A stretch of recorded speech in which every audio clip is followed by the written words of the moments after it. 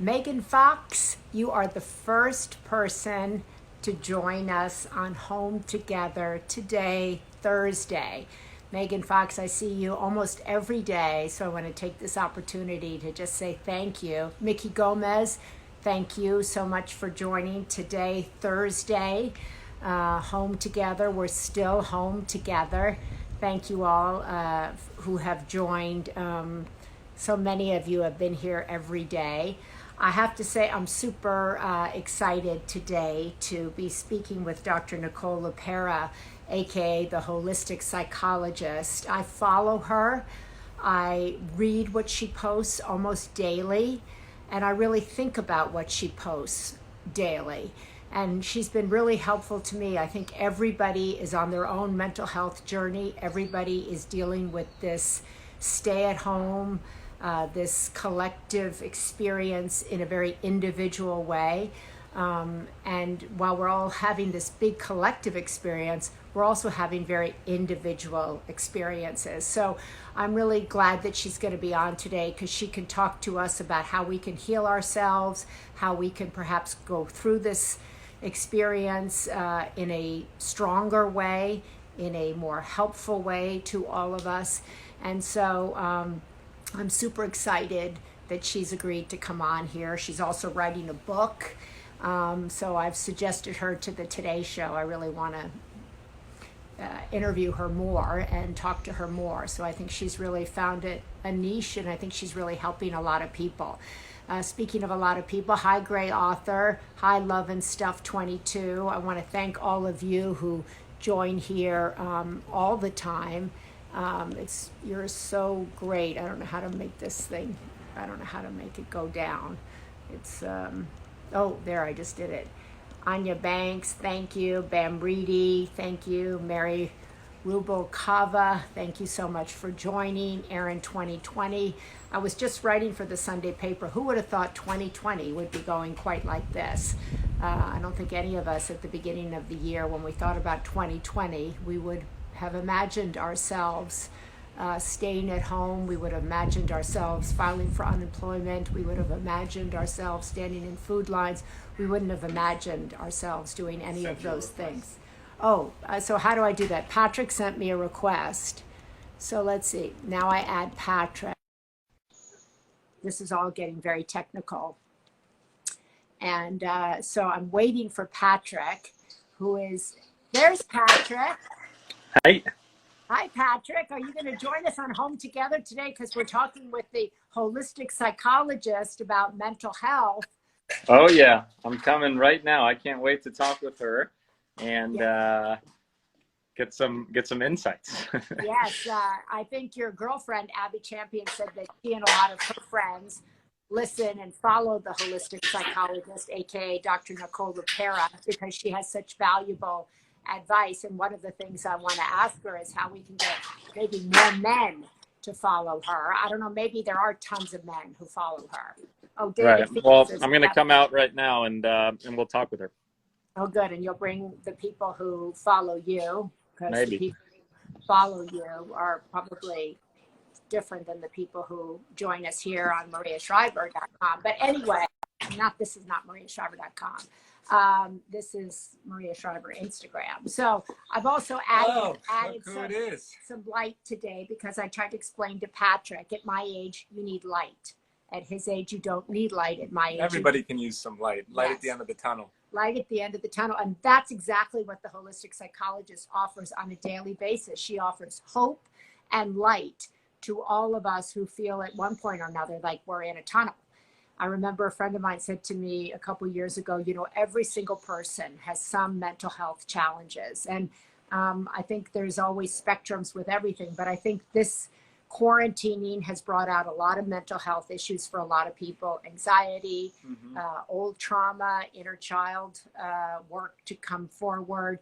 When we talked to the doctor in the emergency room last week, he also mentioned that a lot of people coming in suicidal, depression. So I think mental health issues are front and center at this time, along with so many other issues. But that's why we thought it would be really helpful to have the holistic psychologist on. To talk to us all about what we can do, how we can navigate this time better. Yep. No, I'm super excited because my girlfriend is a big fan.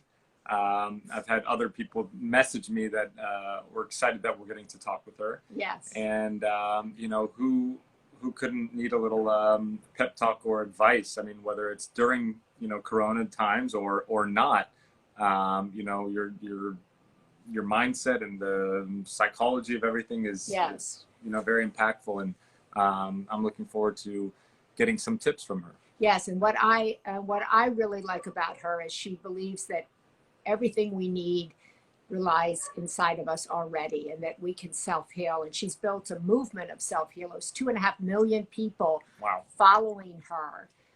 So we could maybe learn something about that. Yeah. We could learn how to get a lot of people to follow us from holistic psychologists. So there's some people who are already suggesting questions in here, but we can see. Is she at? Oh, she's already there. Dr. Nicole is already there. I thought we'd get on here just to like prep for her. 2 o'clock on the dot. Hi. I am punctual. Hello. Mary, you were there at 1:59. We saw you. I saw you go live. So hello to you both. Nice to meet you. Nice to meet you. And I was just telling everybody that I am a big fan of yours. I follow you every day. You give me something to think about. You give me things to journal about. And you're so helpful to so many people. So thank you for that incredible work that you're doing. Well, thank you. I was listening behind the scenes to both you and Patrick's very kind words about me and my work, and blushing all the while. So it is my honor to be chatting with you both and to hopefully connect with your community and share some tools that can be really helpful during what I know for a lot of us is a really unusual and often difficult time. Yeah, so let's begin with that. You're talking about tools for this moment in time. What are you finding, Dr. Nicole, about this moment in time? What are people requesting from you? What do you think they need now that they didn't need 2 months ago? Yeah, I don't know if maybe it is something new that is needed, but I think it's just things are being amplified or exacerbated. So some of the things that I think a lot of us are struggling with underlying, I talk a lot about an expanded version of trauma. I'm a big believer that we are all wounded in childhood, many different reasons why we carry those wounds into adulthood. I think those are being exacerbated right now. And then of course, there's the camp of us where our external lives do look different, where jobs aren't, available to us anymore. So that in and of itself can be activating in terms of our evolutionarily based response system, which is to keep us safe. And the short of it is very few of us are feeling safe these days. And a lot of us are having those older wounds reactivated on top of it. So what I'm hearing and seeing a lot in the collective is a lot of emotional activation, a lot of stress responses, and a lot of felt threat all over the place these days. That, of course, is impacting how we're living our day-to-day lives, how we're showing up in our relationships, how we feel about ourselves, how we feel about our future, and the list really goes on. And what's your best advice for managing that? I know you talk a lot about journaling and writing down your experiences. If someone is experiencing all those emotions that you just talked about, what do you advise them to do if they don't have their job, if they've just lost their job, they don't know where the next paycheck is coming from? Yeah, so just like you described my work very beautifully to begin with, I focus on empowering the individual because we can't control what's happening outside of us. And a lot of us can't control when and if our job will return. So there's a lot externally that we cannot change right now. So I'm really interested in empowering within. So when we're emotionally activated with what becomes very important, the reason why I call myself holistic is I believe that we are a whole individual that, in my opinion, consists of a physical body with physiological, regulatory systems, hormones, all of that fun stuff, has a nervous system that helps us regulate our stress response. I believe that obviously we are a mind. A lot of us spend a lot of time in our minds thinking thoughts. We have, I call them narratives, right? We have stories about ourselves, our worlds. I believe that we are a spirit too. So I say that because when we're dysregulated, it's incredibly important. And again, when the environment is causing a dysregulation, it's really important to build in those daily practices that help us to reestablish a balance in ourselves. So things that I'm always talking about are the tools that we can regulate our body. I think that's what makes me a little bit different than some other, people, mental health individuals. I believe that we need to consider the body. So things like breath work, things like meditation, actual practices that can reestablish that balance. Because when our bodies are out of balance, we cannot manage our emotions all of that well. And then, of course, going up into our emotional and spiritual realms, incredibly important to find those practices that work for us, that help us soothe those more uncomfortable emotions. This is where it gets complicated, of course, because this is where a lot of us will observe ourselves falling into those older ways that we dealt with whatever it is, what ways that we dealt with sadness, ways that we dealt with grief, ways that we dealt with anger. A lot of us didn't learn healthy ways because we weren't modeled healthy ways to cope with our emotions. I'm one of those people. I had a very limited relationship with my emotions. I was so disconnected from them that it took me into adulthood to first reestablish that connection and then to figure out how to soothe these very complicated feelings. So a lot of us are finding us fall into those older patterns of coping that aren't always helpful, whether it's I'm numbing, I'm medicating, I'm screaming, I'm yelling, I'm tearing around the house, I'm discharging it outward.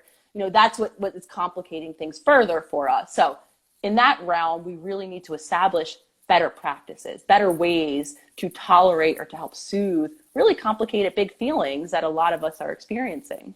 Yeah. So, of course, you talk about things that people can do personally to evolve during normal times and during times like this. But I think you said it perfectly, that there's a lot of stuff happening externally that we can't control.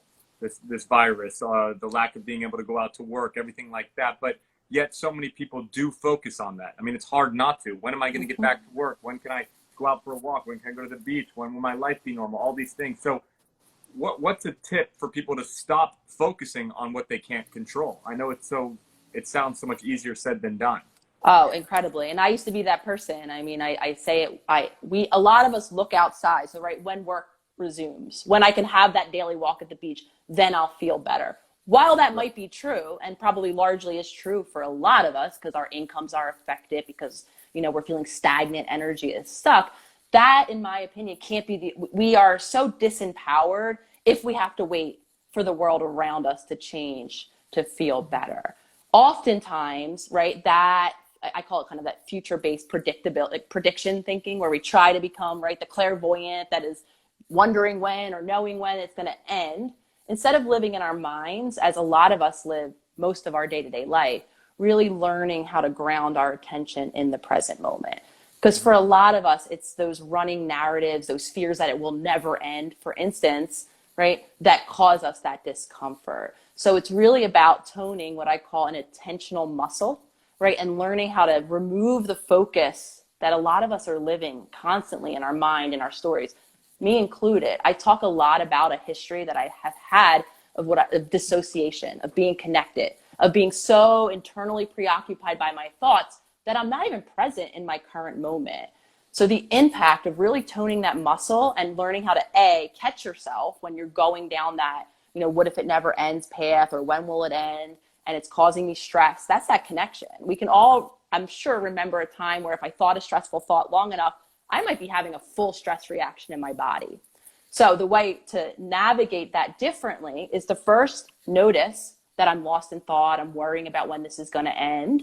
Even if rightfully so, acknowledge it, and then redirect my attention, whether we want to use our breath, what's available in our moment. Wait, what am I actually doing right now? Oh, I'm washing the dishes. Okay, let me just refocus my full attention. This sounds so simple, much harder, more difficult. But what I'm doing in that moment is I'm going from here, my mind, into my current reality in the moment. And that can relieve some of that extra stress that I'm causing myself.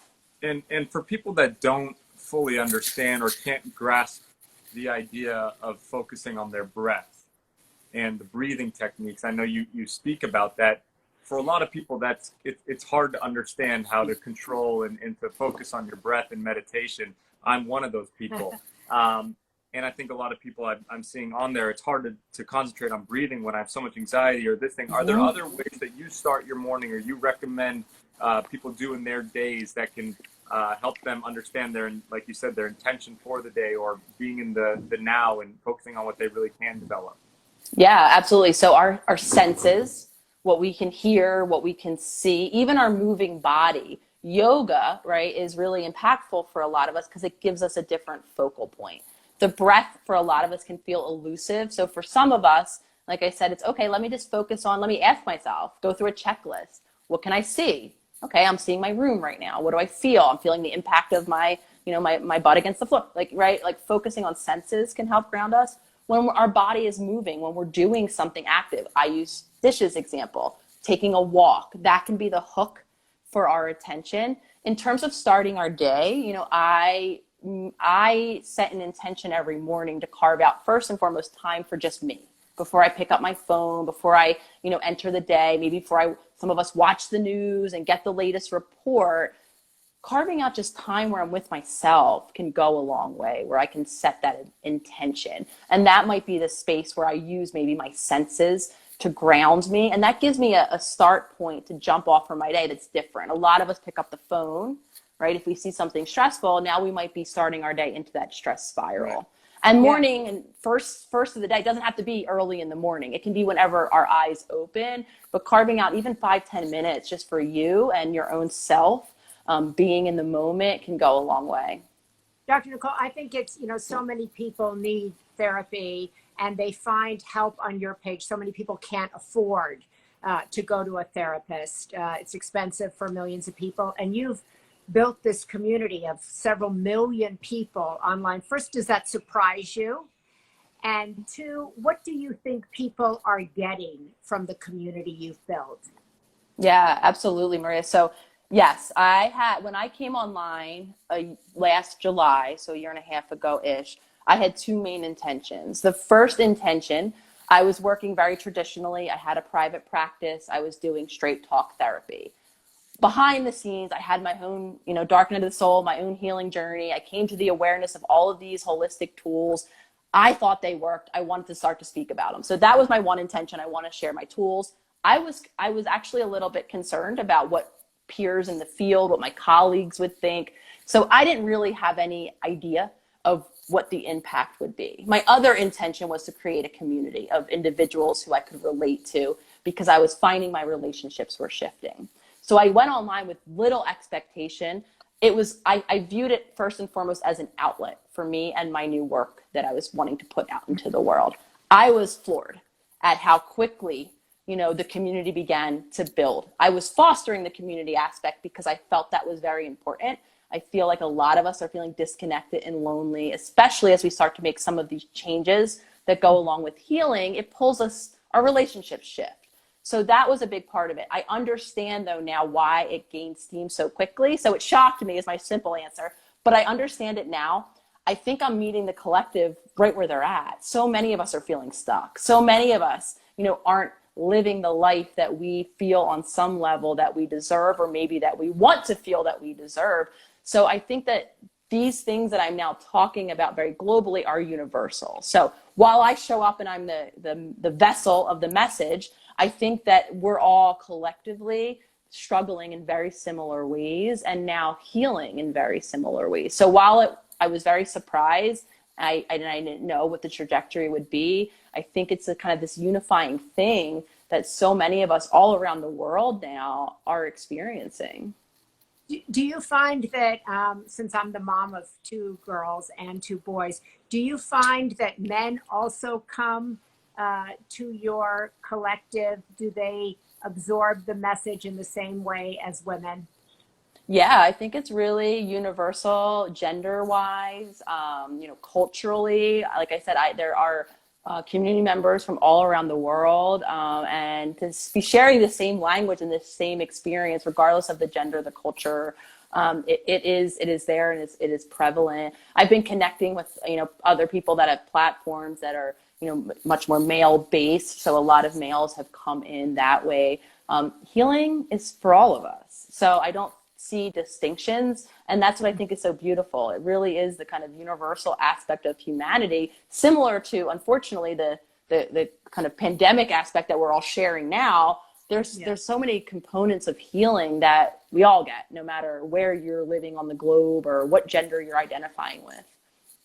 Speaking of men, I guess I saw one of your recent posts talking about egos, and I'm curious for you to talk a little bit more about that, because I feel like a lot of people are struggling with egos right now, checking their egos, finding ways to refocus and shift their, a lot of the conversations we talk and deal with are in the business category, and a lot of people are having trouble reaching out for help. They don't want to seem like they're not doing great, or if their business isn't going well, they're worried about what other people will think of them, and their kind of their ego check to themselves. Can you talk about the idea of the ego?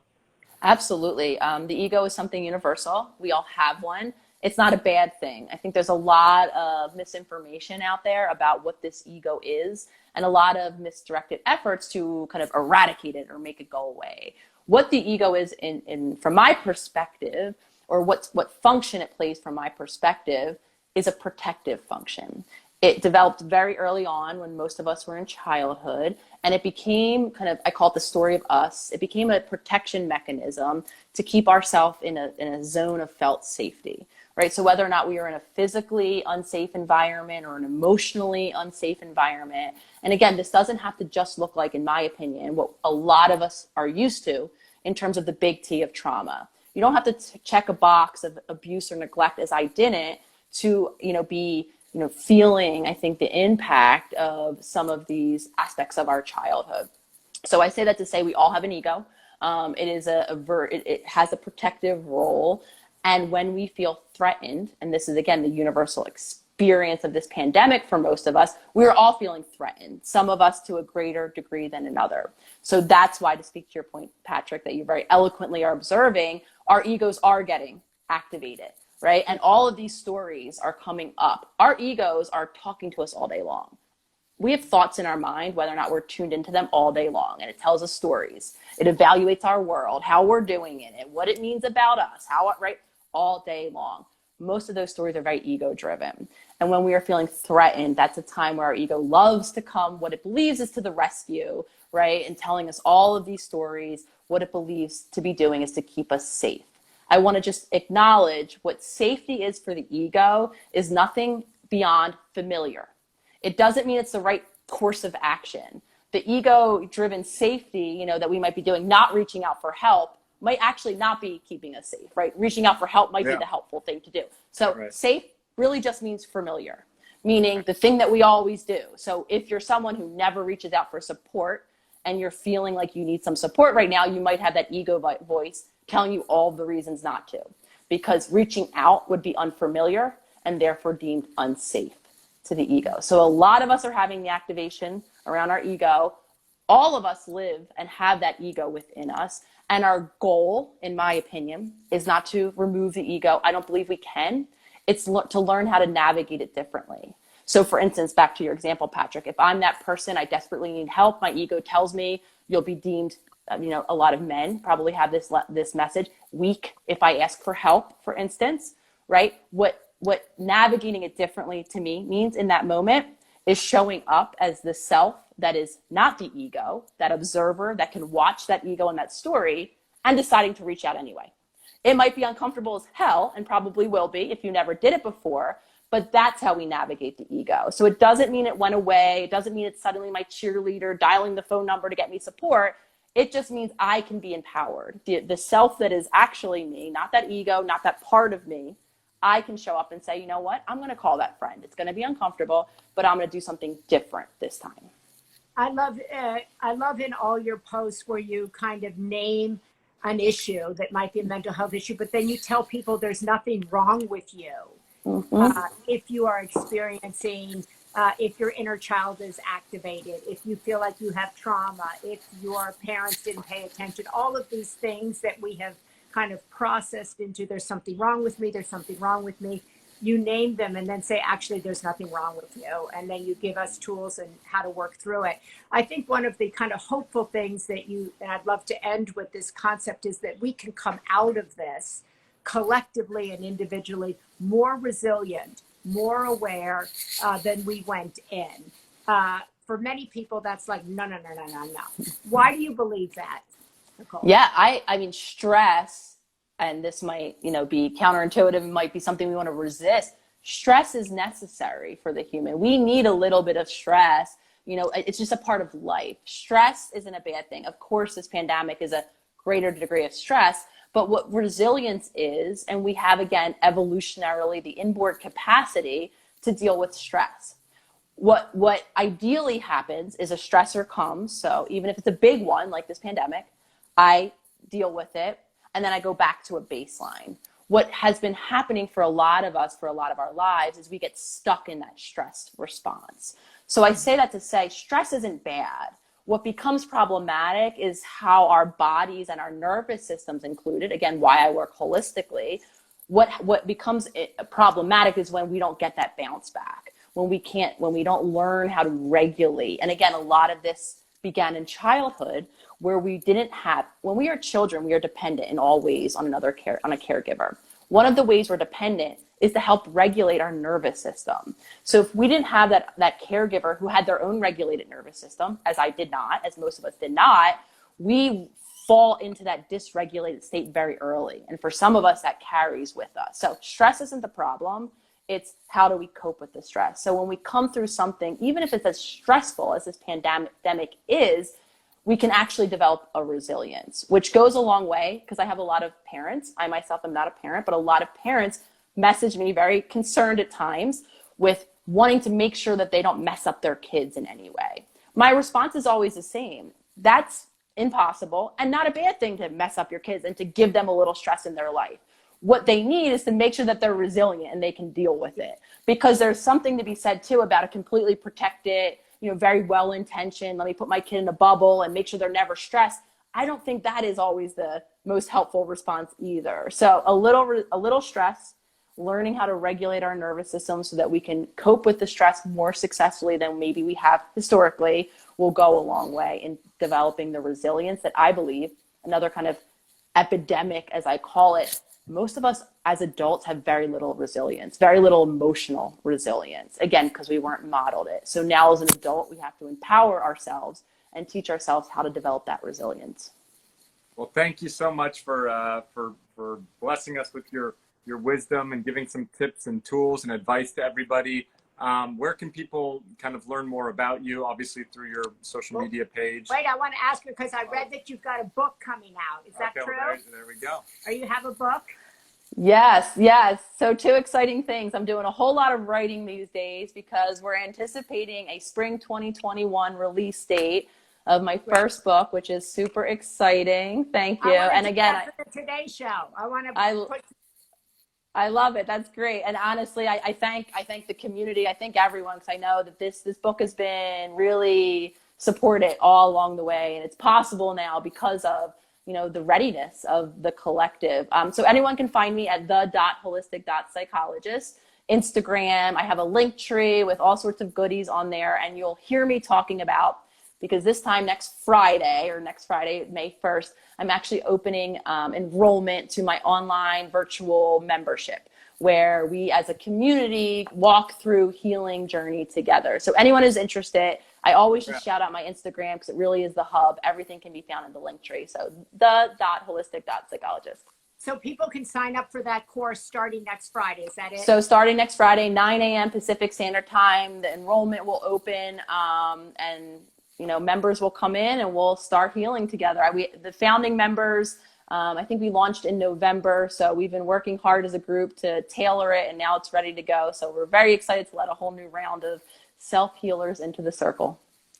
And I think what's so great about you is that these skills that you kind of encourage us all to have, how they benefit us, whether we're a parent, whether you're in a relationship. So whether you're communicating with a partner, you're going to be a better partner if you can regulate yourself, understand yourself. You're going to be a better sister, a better mother, a better individual if you have the tools to help you navigate this journey called life. Yep. And you're going to be better to yourself, because we are often the most critical about ourselves. Yes. That is very true. So, Well, thank you so much. We Thank you, appreciate Dr. it. Can't wait Nicole. to read the book when it's out Thank next you year. both. Thank you both so much, and you both stay Thank safe. Keep up the good work. Keep up the good work. Thank you. Thank you. That's great. So she's terrific. She's doing really extraordinary work on her page with her voice. I love that she had no idea what was going to meet her. She just went on Instagram and started speaking her truth, and that's why I always grew a following very, very fast. I mean, a year Very and a fast, half or yeah. whatever that was. But that goes back to the idea of just content is really king. When you're putting out great information, great content, when you're really talented like she is with her words and how she's able to articulate what people are going through, and talking about relationships and mental health and ways to navigate these times, it makes sense why she's blown up so much. Yeah. And I follow her a lot. And I think that, you know, for many people my age, we did not grow up with any of this awareness. We did not grow up thinking about mental health. We did not hear words about boundaries, or we did not hear anything. Right. Anything. By the way, we didn't even say, a lot of people are wondering who I am. No, they're not. Yes. They are. This is Patrick Schwarzenegger. I'm Patrick. Thank you, Maria and Patrick. Well, those are probably some people that have followed Oh, us. Maria and Patrick, I love that you're always giving and loving. This is my favorite interview yet. This was great. Yeah, so everybody knows who you Well, are. no, we have Let other me people. introduce myself. People don't know who you are. Oh God, okay. Guess we're here because of her. They're here because of. Exactly, that's what I'm saying. Oh, so I'm Maria Shriver. Who are you? I'm Patrick Schwarzenegger. Okay, so maybe they all know who she is and they don't know who we are. I don't know, maybe. Well, we're not. We're the holistic interviewers. Yeah. We're holistic mother and son. We need holistic help. We need it. We definitely. I found her really helpful. And so I want to thank all of you for joining us on Home Together. We do these interviews every day at the same time. And Hot Patrick. Yes. And tomorrow Yeah, we have Mark Cuban. He'll be on my Instagram at Patrick Schwarzenegger. And I can't wait to talk with him about business, about the economy right now, about how his businesses are shifting, about how he's finding ways to give back and use his voice and his platform to help out a lot of the small businesses and employees. So I know a lot of you guys have been recommending us to talk with Mark Cuban. So we're super excited to talk with him tomorrow. Again, that's on my Instagram page at Patrick Schwarzenegger. And 2 p.m. tomorrow. I can't wait. And hopefully you guys come and watch. Yes. Who colored my hair? Vito Esposito. Vito Esposito. That's a good name. Vito Esposito. But I just And put who colored my hair? dry shampoo in it and root spray and all kinds of stuff. So this is a whole mixture of things going on here. But I'm also going to go over to the Women's Alzheimer's Movement account at 3:00 and talk to Dr. Mark Hyman about brain health, about women, about Alzheimer's prevention. So if you're interested in any of those subjects, I will see you at 3:00 West Coast time on the Women's Alzheimer's Movement. That's WHAM Now with Dr. Mark Hyman, who's a great friend and a great doctor and a great agent of change. Don't say end. We will see you guys tomorrow, 2 p.m. Okay. Mark All Cuban. Right. What come root back. spray? People want to know the root All right, spray. then you keep talking about your hair. Okay. My hair. No one's complimenting me on my hair. No, he's had it. No, I'm only kidding. Anyway, we want to thank you. We want to thank the holistic psychologist so much for joining us. As I said, I'm a big fan of hers, and I think I'm a student of so much of what she's putting out there. I find it so helpful. Patrick has just left me. And I'm going to go over to the Women's Alzheimer's Movement. I want to thank you. And we'll see you tomorrow with Mark Cuban on Patrick's Instagram account. I'm Maria Shriver. And that's Patrick Schwarzenegger. And we are still home together doing our part, trying to be of service to our country and to our state, and do what we can to bring you joy, bring you tools that will help you. These are conversations with the helpers, the healers, and the cultivators of hope. We're all one of those kinds of people, and we want to thank you all for joining us. Wish we were on twice a day. Lord have mercy. I don't know about that. That's one of those accounts. But thank you guys so much for joining us. And WHAM is at 3 p.m., the Women's Alzheimer's Movement with Mark Hyman. Every Thursday, we have a different guest there to talk about women's health, brain health, and Alzheimer's prevention. That's my passion. Got to find a cure for Alzheimer's. we're on it. And so much good work going on from the Women's Alzheimer's Movement, which we're trying to bring attention to at this time. So God bless you all, and we'll see you later, or I'll see you at WHAM. Bye.